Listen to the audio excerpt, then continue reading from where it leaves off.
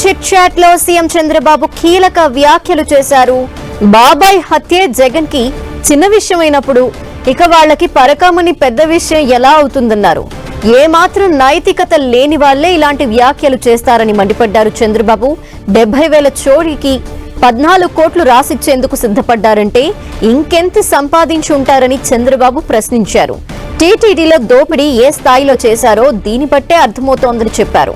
చుక్క పాలు లేకుండానే నెయ్యి తయారు చేసి దేవుడి ప్రసాదానికి సరఫరా చేసిన ఘనులు వీళ్లు అని సర్వత్రా చర్చ నడుస్తోందని అన్నారు సీఎం. గతంలో నెల్లూరు, విజయనగరం జిల్లాలు ఎంతో ప్రశాంతంగా ఉండేవని, వైసీపీ హయాంలో నెల్లూరులో కూడా చాప కింద నీరులా మాఫియాని విస్తరింప చేశారని మండిపడ్డారు. లేడీ రాన్స్ ని చూస్తే తనకే ఆశ్చర్యం కలిగిందన్నారు. లా అండ్ ఆర్డర్ విషయంలో రాజీ ప్రసక్తే లేదని అన్నారు. శాంతి భద్రతలు అన్ని అదుపులో పెడుతున్నామని తెలిపారు సీఎం. అధికారం చేపట్టిన నాటికి ఇప్పటికీ చాలా మార్పు వచ్చిందన్నారు. రాజధానిలో సమస్యలన్నీ పరిష్కారమై అభివృద్ధి జరుగుతుంటే రైతులు, ప్రజలు ఆనందంగా ఉన్నారని చెప్పారు చంద్రబాబు.